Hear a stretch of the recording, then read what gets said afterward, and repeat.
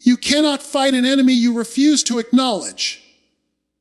One of the greatest tricks of the enemy is to convince you that he doesn't exist, or that his influence is minimal, or worse, that what you're battling in your home is purely physical or circumstantial. But let's be clear, behind many of the conflicts you face, behind the tension that rises out of nowhere, behind the heavy atmosphere that seems to hang over your family, there is a spiritual dimension at work. And if you only deal with it on a surface level, you will never see lasting victory. Think about it. How many arguments erupt in your home that seem to come out of thin air? How many times do you sense a heaviness, a kind of spiritual fog, that weighs on you even when there's no clear reason? How often do you see cycles, anger, addiction, brokenness, repeating from generation to generation as though something unseen is pulling the strings? That's not just bad luck. That's not just the way it is. That is evidence of a battle being fought on a level you can't see with your natural eyes. The Bible doesn't shy away from this reality. It tells us plainly in Ephesians 6:12 that we wrestle not against flesh and blood, but against principalities, against powers, against the rulers of darkness of this world, against spiritual wickedness in high places. Notice the wording.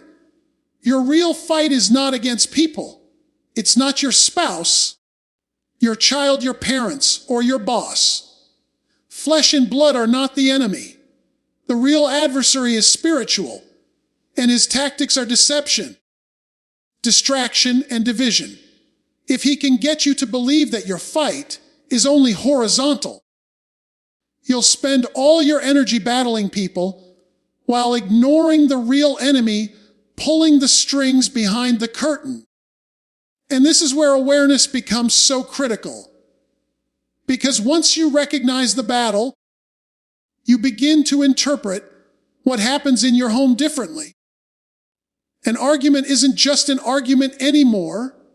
It's a potential attack on your unity. A season of fear isn't just stress. It's an attempt to plant seeds of doubt in God's promises. A sudden wave of depression doesn't just come from nowhere. It may be a whisper from the enemy trying to silence your faith and paralyze your spirit. Recognition changes your posture. It shifts you from reacting to discerning, from fighting in your flesh to standing in the authority of the Spirit. Philosophically, this awareness requires a shift in worldview. We live in a culture that often dismisses the spiritual realm as superstition or exaggeration. The modern mind wants to explain everything through psychology, biology, or sociology, and while those disciplines have real value, they do not tell the whole story. They can describe patterns, but they cannot always diagnose the root. You can study addiction scientifically, but science cannot tell you why temptation feels like an external pull on the soul. You can explore family conflict psychologically, but psychology alone cannot explain why peace feels like such a fragile thing to maintain. When we exclude the spiritual from our analysis, we settle for half the truth, and half the truth leaves you half defended. This is why discernment matters.